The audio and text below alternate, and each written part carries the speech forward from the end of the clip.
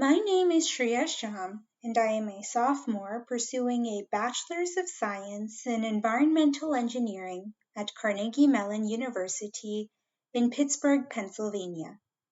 This summer, I had the opportunity to work with Dr. Varun Murugayan through the International Rice Research Institute, or IRRI. IRRI is headquartered in the Philippines and focuses on improving the global rice sector through goals such as environmental sustainability and women and youth empowerment. I am fortunate to have been able to contribute to this cause through 2 months of work focusing on mapping the genes responsible for amylose or starch concentration in rice plants. Amylose is one of the foremost contributors to rice's nutrition, which, given that rice is regularly consumed by a large proportion of the global population, is a key aspect of resolving world hunger.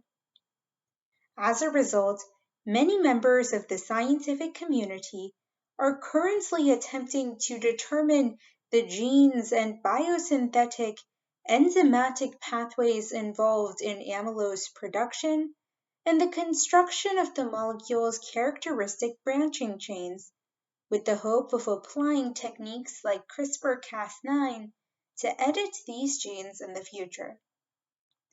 Unfortunately, in the aftermath of the COVID-19 pandemic, my experience was virtual, but I still learned a lot about the status quo of research into amylose and applications of gene mapping and editing through literature review and textbooks teaching me the statistics of gene mapping. I enjoyed participating in regular Zoom calls with my fellow Borlaug-Ruan interns to discuss our work and debate spotlighted matters in the fields of food and agriculture. In the future, I aspire to contribute to systemic agricultural sustainability through full-time research.